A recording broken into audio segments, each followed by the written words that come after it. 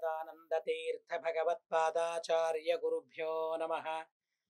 नरसिंहोऽखिलज्ञानमतध्वान्तदिवाकरः जयत्यमितसज्ञानसुखशक्तिपयोनिधिः कल्याणाद्भुतगात्राय कामितार्थप्रदायिने श्रीमद्वेङ्कटनाथाय श्रीनिवासाय ते नमः। व्यासाय भवनाशाय श्रीशाय गुणराशरे हृद्याय शुद्धविद्याय मध्वाय च नमो नमः। नौमिन्याय सुधादिकर्जरमुनीन् श्रीपादरत्सन्मणीन् व्यासार्यान् विविधागमाब्धिविहरान् श्रीवादिराजानपि वन्दे हंसवरान् रघूत्तमगुरून् वैदग्ध्यवारां निधीन् श्रीसत्यव्रतराघवेन्द्रमुनिपान् सद्बोधसध्यानपान् सत्याभिज्ञकराब्जोत्थान् पञ्चाशद्वर्षपूजकान् सत्यप्रमोदतीर्थार्यान् नौमिन्यार्यसुधारतान् शास्त्रेषु पारदर्श्वानं शास्त्रज्ञेषु च वत्सलं दीनभक्तोद्धारकरं सत्यात्मानं गुरुं भजे। विद्यापीठविधातारं विद्यावारिधिचन्दिरं विद्यार्थिवत्सलं वन्दे महामहिमसद्गुरुं नारायणं सुरगुरुं जगदेकनाथं भक्तप्रियं सकललोकनमस्कृतं च त्रैगुण्यवर्जितमजं विभुमाद्यमीशं वन्दे भवघ्नम् अमरासुरसिद्धवन्द्यं नारायणं नमस्कृत्य नरं चैव नरोत्तमं देवीं सरस्वतीं व्यासं ततो जरमुदीरयेत्। नारायणाय परिपूर्णगुणर्णवाय विश्वोदरस्थितिलयोन्नियतिप्रदाय ज्ञानप्रदाय विबुधासुरसौख्यदुःखसत्कारणाय वितताय नमो नमस्ते। स्वस्त्यस्तु हरिः ओं हरिः ओं हरिः ओं। మహాభారత తాత్పర్య నిర్ణయం 32వ చివరి అధ్యాయాన్ని మనం శ్రవణం చేస్తూ ఉన్నాం. చాలా రోజులు విఘ్నాలు వచ్చినా గురువుల వారి అనుగ్రహంతో వారి ఆదేశంతో ఆ విఘ్నాలనన్నిటినీ పరిహరించుకుని మళ్ళీ మనం ప్రారంభం చేస్తూ ఉన్నాం. భాగవతం సమాప్తమయ్యింది, మహాభారత తాత్పర్య నిర్ణయం సమాప్తమయ్యింది. ఇక మహాభారతం గురువుల వారు ప్రారంభించనున్నారు. వారు ప్రారంభిస్తే ఇక ఆ ప్రారంభానికి ఆటంకాలు ఉండవు, విఘ్నాలు ఉండవు. ప్రస్తుతం 32వ ఈ అధ్యాయంలో మౌసల పర్వం, మహాప్రస్థాన పర్వం, స్వర్గారోహణ పర్వాలు ఇలా 3 పర్వాల నిర్ణయం ఈ అధ్యాయంలో ఉంది. శ్రీకృష్ణుడు కురుక్షేత్రానికి వెళ్ళాడు, 12 సంవత్సరాల యజ్ఞాన్ని ప్రారంభించాడు. చూడండి, ఒక్కరోజు యజ్ఞం చేయాలంటేనే ఎంతో తాపత్రయాలు, మాకు ఎన్నో అడ్డంకులు, ఎన్నో విఘ్నాలు. శ్రీకృష్ణ పరమాత్మనికి ఏ విధమైన విఘ్నాలు లేవు. అలాగే శ్రీకృష్ణుని భక్తులకు కూడా విఘ్నాలు లేవు. పాండవులు కూడా అలా యజ్ఞాన్ని వారు చేశారు. కృష్ణుడు ఇప్పుడు యజ్ఞం చేస్తూ ఉన్నాను. 12 సంవత్సరాల వరకు యజ్ఞ దీక్షను పూనుకున్నాడు. ఆ భగవంతుడు కృష్ణుడు స్వయం సర్వోత్తముడు తను యజ్ఞం చేస్తూ ఉన్నప్పుడు వేదవ్యాస దేవుల వారు, పరశురామ దేవుల వారు ఆ యజ్ఞంలో సదస్యత్వాన్ని వారు నిర్వహిస్తూ ఉన్నారు. 3 రూపాలతో అత్యద్భుతంగా మారిన ఆ యజ్ఞాన్ని ప్రత్యక్షంగా చూడడానికి దేవతలు వస్తూ ఉన్నారు. దక్ష, భృగు మొదలైన వారు ఋత్విజులయ్యారు. పాండవులు, యాదవులు, అలాగే బ్రహ్మరుద్ర, ఇంద్ర మొదలైన దేవతలందరూ కూడా అక్కడ సేవకులుగా పాల్గొన్నారు. శ్రీకృష్ణుని సేవ చేసి ఆ భగవంతుని అతి ప్రీతిని సంపాదించాలనే ఉద్దేశంతో వారందరూ కూడా భగవంతునికి ఊడిగం చేస్తూ ఉన్నారు, భగవంతుణ్ణి సేవిస్తూ ఉన్నారు. ప్రపంచంలోని మూలలో ఉన్న వారందరూ కూడా, సజ్జనులందరూ కూడా ఆ క్షేత్రానికి, యజ్ఞం చేసే క్షేత్రానికి వస్తూ ఉన్నారు. చాలా సంతోషం వారందరికీ కూడా. కృష్ణుడు చేస్తూ ఉన్న యాగాన్ని చూడాలనే దివ్యమైన కోరిక. మహాస్వామీజీ వారు నెరవేరుస్తూ ఉన్న మంగళ మహోత్సవానికి రావాలనే కోరిక ఎలా మాకు మీకు ఉందో, అలాగే సాక్షాత్తు కృష్ణ పరమాత్ముడు చేస్తూ ఉన్న యాగం ఇది. ఇప్పుడు మేం చేస్తున్న యాగాన్ని సర్వోత్తముడైన సర్వస్వామి అయిన శ్రీరామచంద్రుడు స్వీకరించడానికి వస్తూ ఉన్నాడు. అలాంటి అద్భుతమైన ప్రసంగం అది. ఇక్కడ కూడా అలాంటి అద్భుతమైన ప్రసంగమే జరుగుతూ ఉంది. సునిర్ణయ తత్వ నిర్ణయార్థినాం. ఎవరికైతే తత్వ వినిర్ణయం కావాలో వారందరికీ కూడా ఇలాంటి తత్వం సందేహం నాకుంది ఆ తత్వంలో, ఆ విషయంలో, ఆ సందేహాలు తొలగిపోవాలి, తత్వ నిర్ణయం కావాలి అనే కోరికతో ఎవరెవరైతే వచ్చారో వారి కోరికలు తీరిపోయాయి. వారి సమస్యలు సమసిపోయాయి. వారి సందేహాలు అంతమయ్యాయి. అలాంటి అత్యద్భుతమైన జ్ఞాన కార్యం అక్కడ జరుగుతూ ఉంది. వాక్యార్థాలు అక్కడ జరుగుతూ ఉన్నాయి. ధర్మ, అర్థ, కామ, మోక్షం ఎవరికి ఏమేం కావాలో అవన్నీ కూడా సమకూరుతూ ఉన్నాయి. భగవంతుడు సమకూర్చుతూ ఉన్నాడు. ముక్తిని కావాలని కూడా ఎందరో అభిలాషతో వచ్చారు. వారందరికీ శ్రీకృష్ణుడు ముక్తిని ప్రసాదించాడు. రామరూపంలో ఎలాగైతే సమాయాత సమాయాత అని పిలిచి ముక్తినిచ్చాడో, కృష్ణుని రూపంలో కూడా భగవంతుడు యోగ్యులైన వారందరికీ కూడా ముక్తిని ప్రసాదించాడు. ఆ కృష్ణుడు యాగం చేస్తూ ఉన్న ఆ ప్రదేశంలో యథేష్టపానాశన వాససోజనా విచే విచేరు రత్రామర మానవాదయ, త్రాగడానికి ఏం కావాలో అది దొరికేది, ఎప్పుడు కావాలో ఆ క్షణంలోనే దొరికేది, క్షణ వ్యవధానం కూడా ఉండేది కాదు. ఇలాంటి వస్తువు తినడానికి నాకు కావాలి అని కోరుకున్న క్షణములోనే అలాంటి వస్తువులు వారికి దొరికేవి. సర్వోత్తముడైన సర్వస్వామి అయిన సర్వప్రదాయకుడైన భగవంతుడు, మోక్షప్రదాయకుడైన భగవంతుడే అక్కడున్న తరువాత ఇక కోరికలకి కొదవ ఏంటి? కోరికలకు అంతరాయం ఎక్కడా? అలా అత్యద్భుతమైన ఆ 12 సంవత్సరాలు ఆ క్షేత్రం వైకుంఠంలా మెరిసిపోయిందట. వైకుంఠం కన్నా అధికమనిపించిందట. నిర్యత్న దృశ్యశ్చ యతోత్ర కేశవ. ఎందుకంటే అక్కడ భగవంతుడు ఏ విధమైన ప్రయత్నం లేకుండా అందరికీ కూడా దర్శనమిచ్చేవాడట.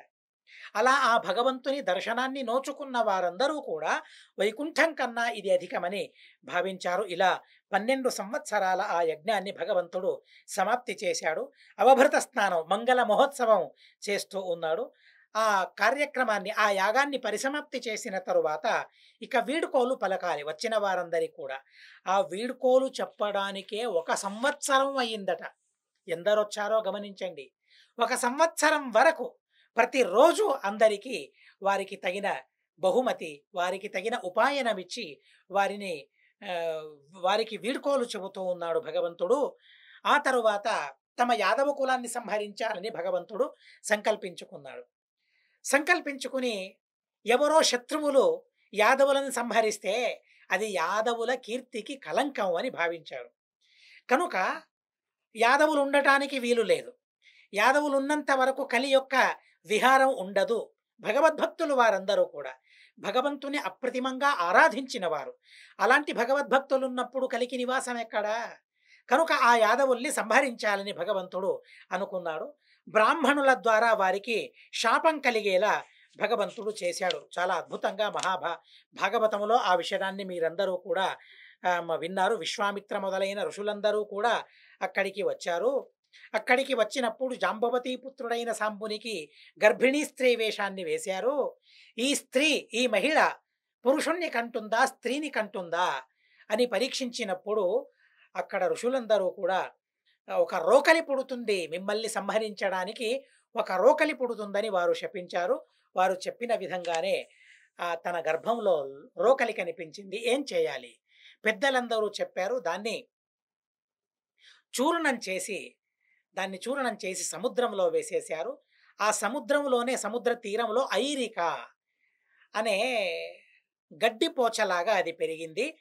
అలా పెరిగిన తరువాత బదర్యాఖ్యం ప్రాపయిత్వ సప్తమాబ్దం శతోత్తరం ఉద్ధవునికి జ్ఞానోపదేశం చేశాడు. ఉద్ధవుడు అన్నాడు, నేను కూడా నీతోడే వస్తాను, నీ తోడై ఉంటాను అని. తనన్నా కూడా లేదు, నువ్వు కొందరికి ఉపదేశం చేయాలి అని చెప్పి తనకు ఉపదేశించి బదరీ క్షేత్రానికి తనను పంపించాడు. అలా ఉద్ధవుడు బదరీ క్షేత్రానికి వెళ్ళాడు. 107వ సంవత్సరం, ఆ సంవత్సరం కోసం కృష్ణుడు ఎదురు చూస్తూ ఉన్నాడు. ఎందుకంటే ఆ సంవత్సరంలో తనువు చాలించినట్లు తను నటించి తన లోకానికి ఆ రూపంతో వెళ్ళాలని భగవంతుడు సంకల్పించుకున్నాడు. కనుక 107వ సంవత్సరం కోసం, తన 107వ సంవత్సరం కోసం శ్రీకృష్ణ పరమాత్ముడు ఎదురు చూస్తూ ఉన్నాడు భగవంతుడు. అలా 107వ సంవత్సరం రానే వచ్చింది. సమారబ్ధం కలియుగం యదా దుర్యోధనోపతత షట్త్రింశాబ్దం పునః కృష్ణ కృతమేవన్వ వర్తరత. యద్యపి దుర్యోధనుడు ఏ రోజు క్రింద పడిపోయాడో, తన తొడలు పగులుకొని క్రింద పడిపోయాడో, ఆ రోజు నుండే కలియుగం ప్రారంభమయ్యింది. అయినా కూడా 36 సంవత్సరాల వరకు, అంటే ఆ కలియుగం ప్రారంభమైన 36 సంవత్సరాల వరకు అది కృతయుగంగానే మార్చాడు భగవంతుడు. చూడండి, కాలాన్ని కూడా మార్చే తాహతు భగవంతునికి తప్ప మరెవరికి ఉంది? ఎవరు అలా కాలాన్ని మార్చారు? కలియుగాన్ని కూడా కృతయుగం చేసిన మహానుభావుడు శ్రీకృష్ణుడు కనుక తను సర్వోత్తముడు. కృతయుగం మాత్రమే కాదు, ఆచార్యుల వారంటారు, కృతాదప విశేషోయం యత్పుణ్యస్యాధికం ఫలం. కృతయుగం కన్నా ఇది అధికమయ్యిందట. ఎందుకంటే ఆ సందర్భంలో, ఆ 36 సంవత్సరంలో ఎవరైతే పుణ్యం చేశారో ఆ పుణ్యానికి అమితమైన ఫలాన్ని భగవంతుడు ప్రసాదించాడట. కనుక కృతయుగం కన్నా అధికమైన కాలంగా అది మారింది. కృష్ణుని ఆజ్ఞతో, కృష్ణుని ఆదేశంతో ఇలా కాలమే మారిపోయింది. ప్రజలందరూ కూడా సుధార్మికులై ఉన్నారు, హరిభక్తి పరాయణులే ఉన్నారు. ఆ కలియుగం అనే ఛాయ ఎక్కడా కనిపించడం లేదు. ఎక్కడా పాపం లేదు, ఎక్కడా అధర్మం లేదు, ఎక్కడా అసలేవీ లేవు. అలా ఆ యుగం మారిపోయిందట. యుగవృత్తిమభీప్సవ. కానీ ఆయా యుగానికి ప్రవృత్తి అనేది ఉండాలి. ఆ ఉద్దేశంతో బ్రహ్మాది దేవతలందరూ కూడా భగవంతుని దగ్గరికి వచ్చారు, ప్రార్థించారు. స్వలోకాప్తిం ఓమిత్యాహస చాత్యుత. భగవన్, ఇక నీలోన లోకానికి నువ్వు వెళ్ళాలి, స్వలోక యాత్రను చెయ్యాలి. నువ్వు ఉన్నంత వరకు కలికి విహారం అనేది ఉండదు, కలికి ప్రవృత్తి అనేది, కలియుగానికి ప్రవృత్తి అనేది ఉండదు. కనుక పరంధామానికి నువ్వు రావాలని దేవతలందరూ ప్రార్థించారు. ప్రార్థించిన తరువాత భగవంతుడు కూడా అనుకున్నాడు, సజ్జనులు ఎక్కువగా ఉంటే ఇక కలియుగం ఎలా? ఆ కలికి అవకాశం ఎక్కడుంటుంది? కనుక ఆ సుజనుల సంఖ్య తక్కువ అవ్వాలి. ఆ ఉద్దేశంతో యాదవులనందరినీ సంహరించాలని తను అనుకున్నాడు. అప్పుడే విప్రశాపం వారికి తగిలింది. కనుక కృష్ణుడు వారందరికీ చెప్పాడు, యద్యపి ద్వారక ఇది పరమపుణ్యమైన క్షేత్రం, పుణ్యక్షేత్రంలో మరణించడం వల్ల అతులితమైన పుణ్యం లభిస్తుందనే విచారం లేదు. అయినా కూడా పుణ్యక్షేత్రమైనా కూడా అది స్వక్షేత్రమైనప్పుడు అంతగా పుణ్యం వారికి దక్కదు. కనుక దగ్గరలో ఉన్న ఆ క్షేత్రం కన్నా అల్పమైన క్షేత్రమైనా పర్వాలేదు, చిన్న క్షేత్రమైనా పర్వాలేదు, అక్కడికి వెళ్ళి తనువును త్యజిస్తే విశిష్టమైన ఫలం దక్కుతుంది. ఇది శాస్త్రం యొక్క నియమం. కనుక గత్వైవాల్పమపి క్షేత్రం స్యాన్ మహత్ఫలమిత్యజ. తము నివాసించే దేశం పుణ్యక్షేత్రమైనా కూడా అంతకన్నా చిన్నదైన పుణ్యక్షేత్రానికి వెళ్ళి శరీరాన్ని పరిత్యజిస్తే విశిష్టమైన పుణ్యం దక్కుతుందని ఉపదేశించి వారందరికీ కూడా ప్రభాసానికి వెళ్ళాలని భగవంతుడు ఆదేశించాడు. ఆ ద్వారవతి నుండి అందరూ కూడా కుశస్థల ద్వారక నుండి ప్రభాస క్షేత్రానికి వెళుతూ ఉన్నారు. అక్కడికి వెళ్ళిన తరువాత వారి చేత విధమైన దానాలను బ్రాహ్మణులకు ఇప్పిస్తూ ఉన్నాడు. విధమైన ధర్మాలను వారి చేత చేయిస్తూ ఉన్నాడు. ఆ అవసాన కాలంలో ఎంతగా ధర్మం మనం చేస్తామో ఆ ధర్మం అంతా అతి విశిష్టంగా మాకు దొక్కుతుందని శాస్త్రం చెప్పింది. కాబట్టి అంత్యకాలంలో దానం మహాపుణ్యకరం కాబట్టి వారి చేత దానాలను, ధర్మాలను శ్రీకృష్ణుడు చేయిస్తూ ఉన్నాడు. ఓ రోజు మైరేయ మదోన్మత్తులైనారు, మైరేయ పానం చేశారు, మదోన్మత్తులయ్యారు. అక్కడే సముద్ర తీరంలో పెరిగిన ఆ గడ్డి పోచలేవైతే ఉన్నాయో దానిని ఐరక అనే పేరుతో దానిని పిలుస్తారు. ఆ గడ్డిని ఒక విలక్షణమైన గడ్డి పోచ అది. అలాంటి ఐరక. ఏంటా ఐరక అంటే ఆ రోకలిని పుడి చేసి ఆ సముద్రంలో వేశారే అవే ఐరకంగా ఇప్పుడు పుట్టుకొచ్చాయి. కనుక ఒక్క రోకలి వల్ల యాదవులందరి సంహారం ఎలా జరుగుతుందని ఆలోచించారు అప్పటికి. కానీ అది పొడి చేసిన తరువాత ఆ సముద్ర తీరంలో ఐరిక గడ్డిగా అవి పెరిగిపోయాయి. ఆ గడ్డిని తీసుకొని, గడ్డి పోచను తీసుకుని ఒకరినొకరు దుర్భాషలాడుతూ ఒకరినొకరి కొట్టుకొని చంపుకుంటూ ఉన్నారు. అలా యాదవుల సంహారం జరిగింది. దానిని చూసి మహానుభావుడైన బలరాముడు కూడా సముద్రంలో తన రూపాన్ని విసర్జించుకున్నాడు. బలదేవుపు యోగేన స్వతనుంజరు, యోగ సామర్థ్యంతో తన తనమును అక్కడ విడిచిపెట్టి తను శేషుడై అక్కడికి వెళ్ళిపోయాడు. స్వలోకయాన ప్రతివేదనాయ స్వస్యాను చైషాం త్వరయాభ్యయాతయత. కృష్ణ పరమాత్ముడు తన సారథి అయిన దారుకకు చెప్పాడు, నువ్వు హస్తినావతికి వెళ్ళాలి, పాండవులకు చెప్పాలి, యాదవులందరూ కూడా మరణించారు, ఇక కృష్ణుడు కూడా దేహత్యాగం చేస్తూ ఉన్నాడు. మీరు కూడా అనతి కాలములోనే మహాప్రస్థానం చేసి మీ లోకాలకు వెళ్ళిపోవాలి అని కృష్ణుని ఆదేశాన్ని దారకుడు పాండవులకు చెప్పాడు. అదే సందర్భంలో భగవంతుడు ఒక అశ్వత్థ వృక్షం క్రింద భగవంతుడు కూర్చున్నాడు. ఒక తొడ పైన తన కాలును వేసుకున్నాడు. ఆ కాలి వ్రేళ్ళు చాలా కెంపుగా ఉన్నాయి, రక్తవర్ణంలో ఉన్నాయి. దాన్ని చూశాడు. ఇదేదో మృగం అనుకున్నాడు. జర అనే పేరు గల ఒక వ్యాధుడు. అదేదో మృగం అనుకుని దాన్ని చంపాలనే ఉద్దేశంతో బాణాన్ని ప్రయోగించాడు.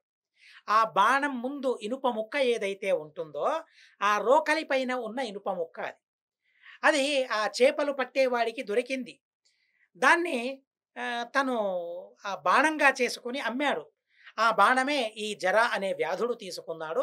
ఆ బాణాన్ని వదిలాడు. చూడండి, భగవంతుడు ప్రారబ్ధాన్ని ఎలా అనుభవించేలా చేస్తాడు, అనుభవించేలా నటిస్తాడు భగవంతుడు. శాపం ఉంది గనుక నేను కూడా అలాగే చనిపోవాలి, అలాగే ఈ దేహాన్ని త్యజించేలా నటించాలి అని భగవంతుడు అనుకున్నాడు. భగవంతుని దేహం అది జ్ఞానానందమయమైన శరీరం అది. ఆ శరీరానికి భేదం ఛేదం అనేవి సర్వథా లేవు. అయినా కూడా ఆ భగవంతుడు అచ్ఛేద్య అభేద్యమైన దేహం ఆ శల్యం దగ్గరికి వచ్చింది. వ్యాధుడు చూశాడు, దగ్గరికి వచ్చి చూశాడు.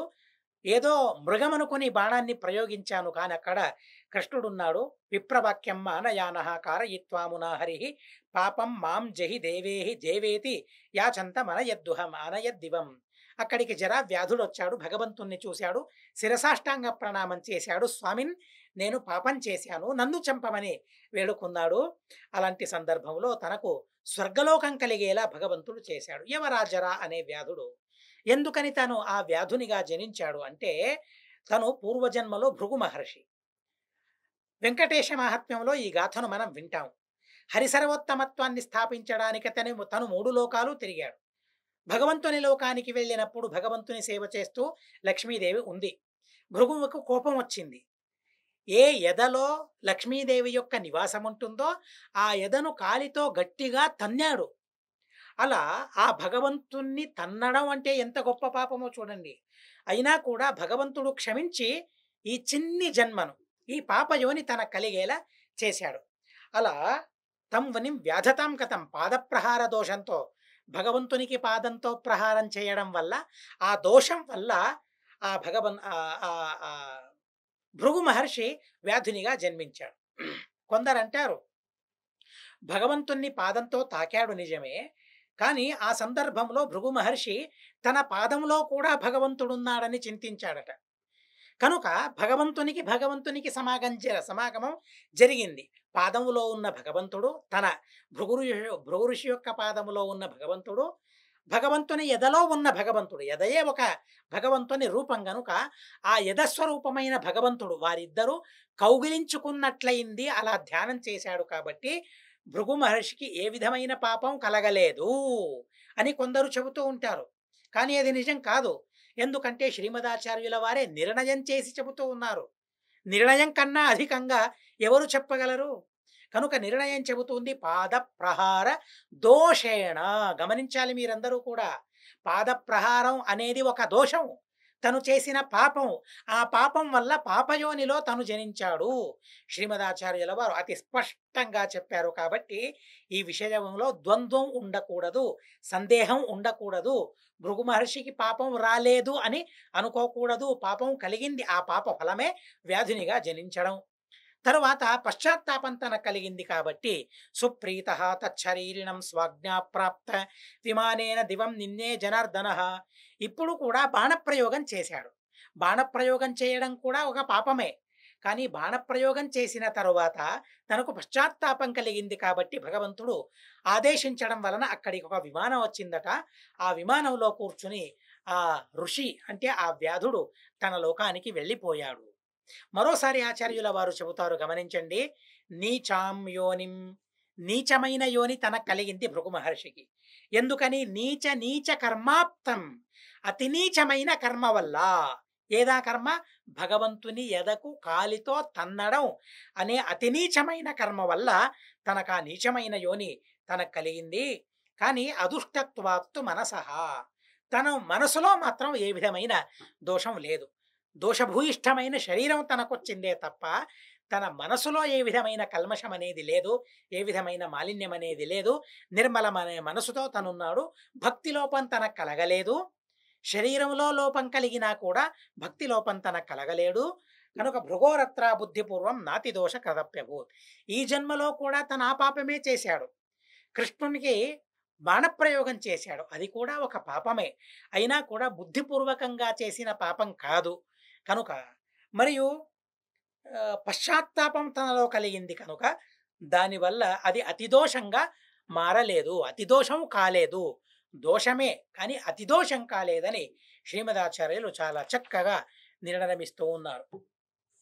తరువాత బ్రహ్మ, రుద్ర, ఇంద్ర మొదలైన వారందరూ కూడా భగవంతుణ్ణి స్తుతిస్తూ ఉన్నారు. భగవంతుణ్ణి స్తుతిస్తూ ఉన్నప్పుడు ఆ భగవంతుడు ఒక రూపంతో ఒక రూపంతో ఈ భూలోకంలోనే ఉన్నాడు. ముందు దాన్ని వివరిస్తారు. మరో రూపంతో అక్కడి నుంచి వెళుతూ ఉన్నాడు. ఆ రూపాన్ని బ్రహ్మాది దేవతలందరూ కూడా వెంబడించారు. ఏ రూపంలో భగవంతుడు ఉన్నాడు. గోపాల మంత్రం భజతాం ఫలప్రదో హేకేన రూపేణ సభువ్యదృశ్య తస్థౌ ద్వితీయేన చ సూర్యమండలే తృతీయమాసీచ్చివ పూజితం వపు. ఎవరైతే గోపాల మంత్రాన్ని జపిస్తారో అంటే కృష్ణ మంత్రాన్ని జపిస్తారో చూడండి, పరమ పవిత్రమైన మంత్రం అది. నారాయణ మంత్రం ఎలా పవిత్రమో పురుషులకు కానీ స్త్రీలకు కానీ కృష్ణ మంత్రం కూడా అంతే పవిత్రమైనది. కనుక కృష్ణ మంత్రాన్ని నిరంతరం జపిస్తూ ఉండాలి. సాధ్యమైనంత వరకు జపిస్తూ ఉండాలి. ఇంటి పని చేయాలి, వంట పని చేయాలి. అవన్నీ విహితమైన కార్యక్రమాలు, స్త్రీలకు విహితమైన ధర్మాలు. ఆ ధర్మాలన్నిటినీ చేస్తూ ఉన్నప్పుడు చేసిన తరువాత చేయడం కన్నా ముందు కృష్ణ మంత్రాన్ని జపించి ఆ జపాన్ని భగవంతునికి సమర్పించుకోవాలి. ఇదే గురుమంత్రం. గురుమంత్ర జపం స్త్రీలకు విహితమైనది. అలాంటి కృష్ణ మంత్రాన్ని ఎవరైతే జపం చేస్తారో వారికి ఫలప్రదుడు అవ్వాలి, ఫలం ఇవ్వాలి. కనుక ఈ లోకంలో భూలోకంలో కృష్ణ రూపంలో అదృశ్యుడై భగవంతుడు ఉన్నాడట. చూడండి కృష్ణ మంత్రం ఎంత ఘనమైనదో. స్త్రీలందరూ కూడా తప్పకుండా దాన్ని జపించాలి. కృష్ణుడు ఇక్కడే ఉన్నాడు, భూలోకంలోనే ఉన్నాడు. కృష్ణ మంత్రాన్ని జపించే వారికి ఫలములను అందిస్తాడు భగవంతుడు. కనుక నిరంతరం ఆ కృష్ణ మంత్రాన్ని జపించాలి. ఒక రూపంతో అదృశ్యంగా భూలోకంలో ఉన్నాడు. గోపాల మంత్రాన్ని కృష్ణ మంత్రాన్ని జపించే వారికి ఫలప్రదుడై ఉన్నాడు. మరో రూపంతో సూర్యమండలంలో తనున్నాడు భగవంతుడు. కనుక పురుషులందరూ కూడా సూర్యమండలాంతర్యామి అయిన ఆ భగవంతుణ్ణి గాయత్రీ మంత్రంతో ధ్యానిస్తూ ఉన్నప్పుడు ఆ భగవంతుడు కూడా ఫలప్రదుడవుతాడు. మూడవ రూపంతో కైలాసంలో ఉన్నాడు. శివపార్వతులు ఆ భగవంతుణ్ణి పూజించుకుంటూ ఉన్నారు. నాలుగవ రూపంతో బ్రహ్మలోకంలో ఉన్నాడు. బ్రహ్మలోకంలో ఆ బ్రహ్మదేవుల వారు, చతుర్ముఖ బ్రహ్మదేవుల వారు ఆ భగవంతుణ్ణి దివ్యమైన అద్భుతమైన ఆ అనంత కళ్యాణ గుణార్ణవమైన ఆ దేహాన్ని, ఆ భగవంతుని రూపాన్ని పూజిస్తూ ఉన్నాడు, ఆరాధిస్తూ ఉన్నారు. ఐదవ రూపంతో భగవంతుడు పరంధామానికి వెళుతూ తన రూపంలో ఐక్యాన్ని పొందాడు. భగవంతుడు తత్తేజసాతే ప్రతిముష్ట దృష్టర పురుష్టుతాద్య అమితోరు దీధితేహ యావత్ స్వగమ్యం తునగమ్య తస్థుర్నిమీలితాక్షా విహతోర్ధ్వచారా. దేవతలందరూ కూడా మహాప్రకాశంతో నిండిన ఆ కృష్ణుణ్ణి వెంబడిస్తూ ఉన్నారు. ఎంతవరకు వారు వెళ్ళగలలో అంతవరకు మాత్రమే దేవతలు వెళ్ళారు. ఆ తరువాత బ్రహ్మదేవుడు తనను ఆ పరమ భగవంతుణ్ణి అనుసరించాడు. ఎక్కడికి గరుడ రుద్ర శేషాదులకు వెళ్ళడం అసాధ్యమో ఆ స్థానానికి బ్రహ్మదేవుల వారు వెళ్ళి తనొక్కడే భగవంతునితో చర్చిస్తూ ఉన్నాడు, ఆలోచిస్తూ ఉన్నారు బ్రహ్మదేవుల వారు. తరువాత భగవంతుడు అక్కడికి వెళ్ళి తన మూల రూపంతో ఐక్యాన్ని పొందాడు. బ్రహ్మాది దేవతలందరూ కూడా మళ్ళీ మళ్ళీ తమ తమ స్త్రీలతో తమ తమ లోకాలకు వెళ్ళిపోయారు. కృష్ణుడు దేహం త్యజించాడు అన్నారే, కృష్ణుడికి దేహత్యాగం అనేది ఉందా, మరణం అనేది ఉందా అంటే శ్రీమదాచార్యుల వారు చెబుతారు, అవతారం పొందిన ఏ రూపంలో కూడా తనువును పరిత్యజించిన దాఖలాలు లేవు. కనుక కృష్ణుడు ఏమనుకున్నాడు, ఈ దేహాన్ని విడిచినట్లు నేను నటించాలి, అలా మోహం కలిగేలా చేయాలి, ముగ్ధులుగా చేయాలి, మోహం కలిగేలా, అజ్ఞానం విపరీత జ్ఞానం వచ్చేలా చేయాలి, అలా దుర్జనులైన దైత్యులందరూ కూడా తమస్సుకు వెళ్ళాలి అనే ఉద్దేశంతో ఒక జడమైన దేహాన్ని భగవంతుడు నిర్మించాడట. తన దేహం కాదది, తన దేహంలాగే ఉన్న జడమైన దేహం ఒకటి. ఆ జడమైన దేహాన్ని అక్కడ విసర్జించాడు, అక్కడ ఉండేలా చేశాడు. స్వరూపంతో భగవంతుడు వెళ్ళిపోయాడు. దైత్యులందరూ దాన్ని చూశారు. అదేంటి, కృష్ణుడు దేహాన్ని విడిచాడే, కృష్ణుడు మరణించాడా అంటే కృష్ణుని కూడా మరణం ఉంది అని విపరీతంగా తెలుసుకున్న వారందరూ కూడా తమస్సుకు వెళ్ళిపోయారు. తరువాత అర్జునునికి ఆ వార్తను చేరవేయగా ఆ దేహాన్ని దహనం చేశాడు. ఏ దేహాన్ని కృష్ణుడైతే అక్కడ పెట్టాడో ఆ దేహాన్ని దహనం చేశాడు. అలాగే బలరాముని ఉద్దేశంతో కూడా కర్మలను తను చేశాడు. శ్రాద్ధ కర్మలను చేసి వారందరి ఆశీర్వాదాన్ని తను సంపాదించుకున్నాడు. అలాగే రౌహిణేయాదికానంచ శరీరాన్ని ప్రధానతః దారుకో విష్ణులోకంతు పునరాప యథాగతం. అర్జున, బలరామ మొదలైన వారందరూ కూడా బలరామ మొదలైన వారందరి దేహాలను దహనం చేశాడు. దారకుడు ఎలా వచ్చాడో అలాగే తన లోకానికి వెళ్ళిపోయాడు.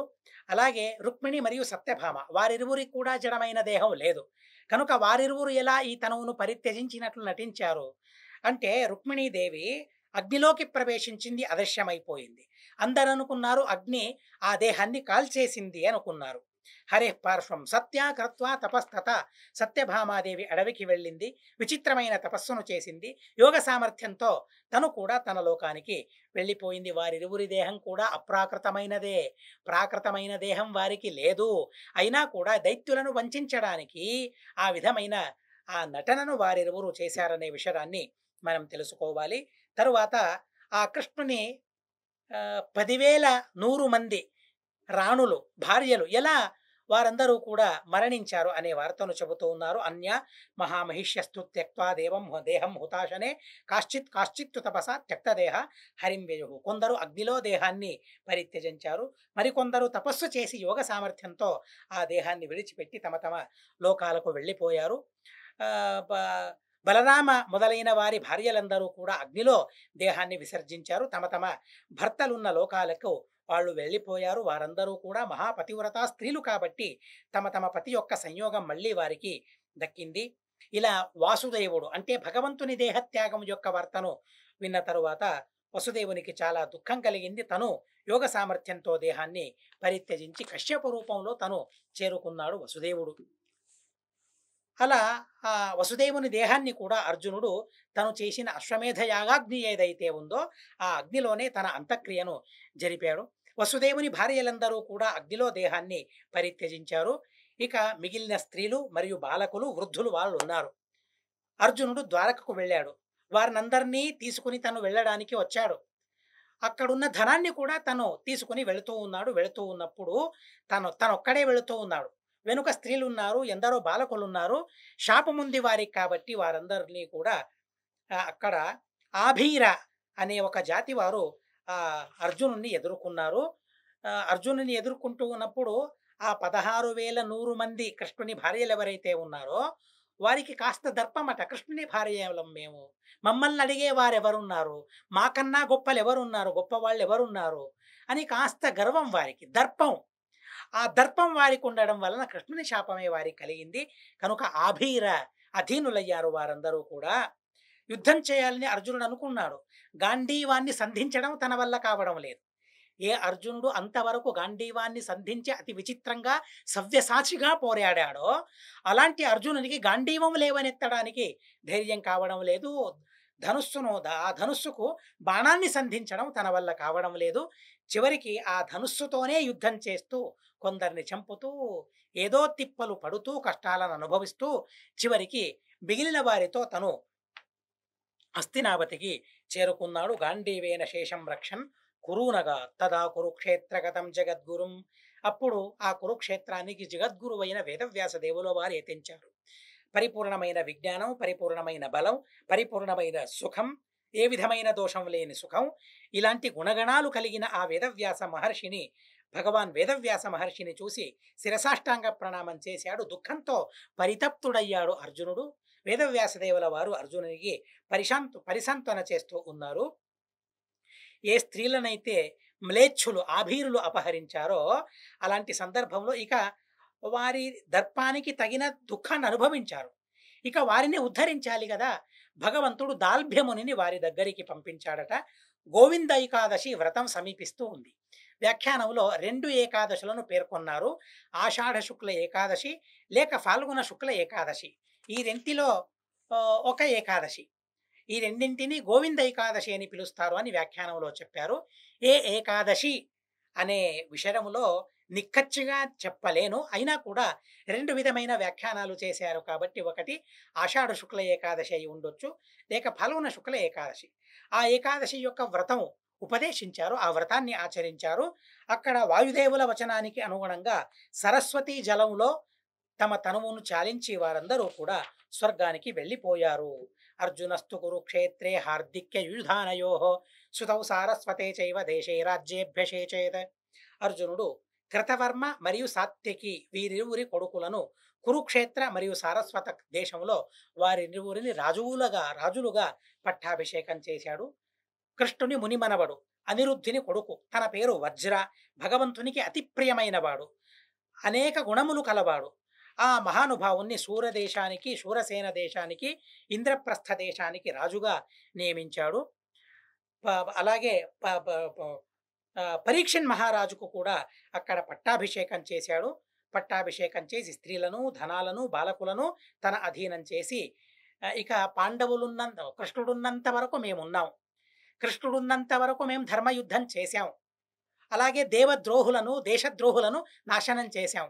కృష్ణుడు వెళ్ళిన తరువాత ఇక ఆ నియమాన్ని మేం పాలించము అని వారు సంకల్పించుకున్నందువలన పరీక్షితునికి ఆ బాధ్యతను అప్పచెప్పాడు అర్జునుడు. ఎవరైతే ఆభీరులు ఆ కృష్ణుని భార్యలను అపహరించారో వారిని సంహరించడం నీ బాధ్యత అని చెప్పిన తరువాత పాండవుల ఆదేశాన్ని పరీక్షిన్ మహారాజు నెరవేర్చాడు. స్త్రీ కృతం చ తేన తత్కర్మ వోఢ్రా పైతావహీం ధురం సమయం పరిరక్షద్భిః న పార్థైరేవ తత్కృతం వాసుదేవ పదాస్పృష్ట భూకంటక సముద్రతి. ఎంతవరకు భగవంతుడు కృష్ణరూపంతో భూమిలో ఉన్నాడో అంతవరకే ఈ భూభారులైన దైత్యులను సంహరించడం మా సంకల్పం. ఇప్పుడు కృష్ణుడు భూమిలో లేడు కనుక ఇప్పుడున్న శత్రువులను సంహరించడానికి పరీక్షితు తను సమర్థుడైనాడని వారందరూ కూడా ఆలోచించారు. పరీక్షితుకు చెప్పారు, కృష్ణుణ్ణి అనుసరించడం మా ధర్మం కనుక మేమందరం కూడా వెళ్ళిపోతామని చెప్పారు. కాళీదేవి, ఎవరు భీమసేన దేవుల వారి భార్య, తను కూడా భారతీదేవి. భారతీదేవి అవతారమైన ఆ కాళీదేవి భీమ భార్య అయిన ద్రౌపదీ దేహంలో తను చేరుకుని పోయింది, ఐక్యమైపోయింది. కృష్ణ ఏకత్వమాపన్న త్యక్వా దేహంతో మానుషం, ఆ మానుష దేహాన్ని పరిత్యజించింది. సుభద్రాదేవి మొదలైన వారందరూ కూడా ఆ పాండవుల అనుమతితో ఆ హస్తినావతిలోనే తనుంది. పరీక్షన్ మహారాజుకు మార్గదర్శనం చేయాలి కాబట్టి అక్కడే తనుంది. యుయుత్సువును కూడా అక్కడే ఉండవని చెప్పారు. ఆ పాండవులందరూ కూడా రాజచిహ్నాలను పరిత్యజించి అతి దివ్యమైన వైష్ణవత్వాన్ని, వైష్ణవ ధర్మాన్ని పరిపాలిస్తూ వారందరూ కూడా మహాప్రస్థానానికి వెళుతూ ఉన్నారు. ప్రదక్షిణాకారంగా ఈశాన్య దిక్కు నుండి ఆరంభించి ప్రదక్షిణాకారంగా సంచారం చేస్తూ ఉన్నారు వారందరూ కూడా. ఆ సందర్భంలో ఈశాన్య దిక్కులో సముద్రం, ఆ సముద్రంలో నుంచి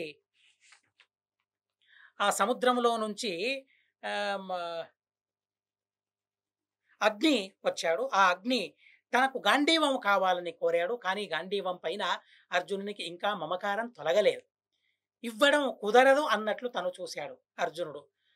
ధర్మరాజుకు ప్రార్థించగా ధర్మరాజు యొక్క ఆదేశాన్ని అనుసరించి అర్జునుడు ఆ గాంధీవాన్ని కూడా అక్కడ ఇచ్చేశాడు. అలా అగ్నికి, వరుణునికి ఆ గాంధీవం సంబంధమయ్యింది, వారి దగ్గరికి వెళ్ళిపోయింది. వీరందరూ కూడా గంధమాదన పర్వతానికి చేరుకుంటూ ఉన్నారు. ప్రాతిభావ్యంతు వరుణే నిస్తీర్యాగ్ని రదృశ్యతాం యయౌ తేపి యజుః క్షిప్రం ప్లవంత సప్తవారిధీన్. వారు ఆ 7 రోజుల్లో ఆ సమస్తమైన పృథివిని ప్రదక్షిణం చేశారట. యోగ బలంతో వారందరూ కూడా ప్రదక్షిణం చేసి గంధమాదన పర్వతానికి వారందరూ వెళుతూ ఉన్నారు. 7 రోజుల్లో సప్త సముద్రాలను యోగ బలంతో దాటారు. ఎంత అద్భుతమైన వేగమో చూడండి వారిది. అలా సప్త సముద్రాలను ప్రదక్షిణ చేసి చివరికి గంధమాదన పర్వతానికి వెళ్ళారు. ఆ గంధమాదన పర్వతంలో పాండవులందరూ కూడా ఒక్కొక్కరు ఆ దేహాన్ని పరిత్యజిస్తూ ఉన్నారు.